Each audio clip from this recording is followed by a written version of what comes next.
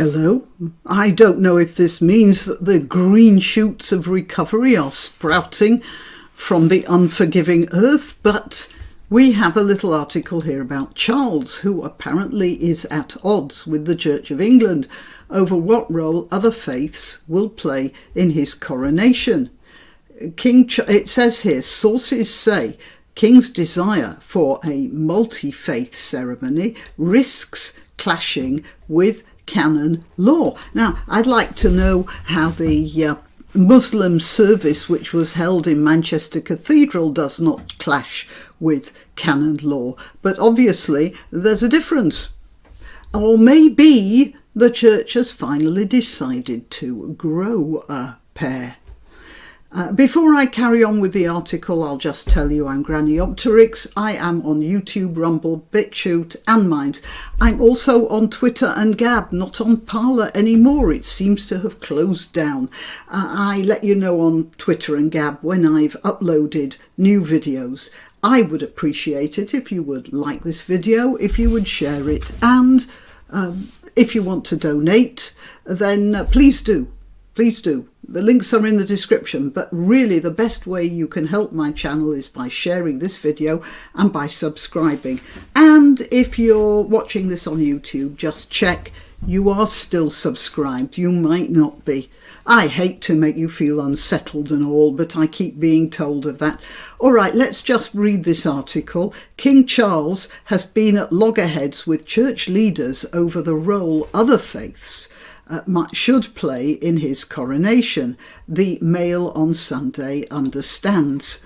Church sources say the monarch has been told that his desire for a diverse ceremony.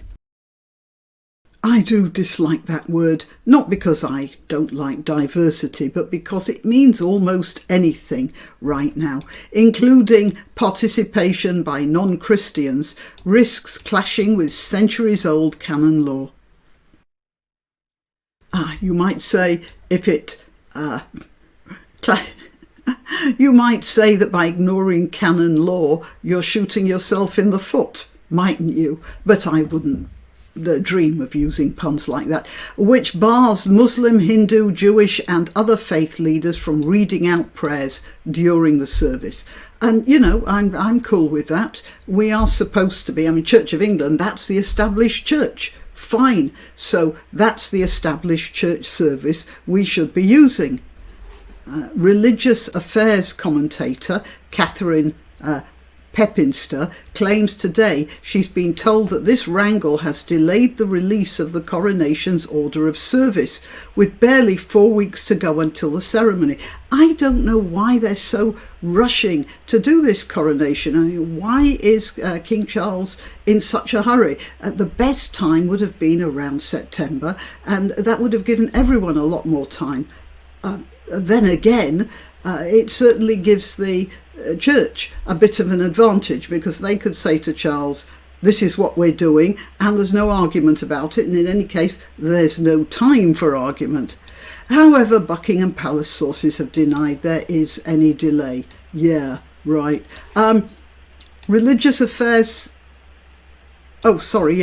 Last night, identically worded statements were issued by Lambeth Palace on behalf of the Archbishop of Canterbury and Buckingham Palace, saying details about the coronation service will be released in due course.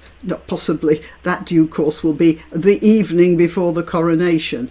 The tensions have arisen nearly 30 years after Charles famously declared his wish to be defender of faith, not simply defender of the faith, a title that all English sovereigns since Henry VIII have held as head of the Church of England.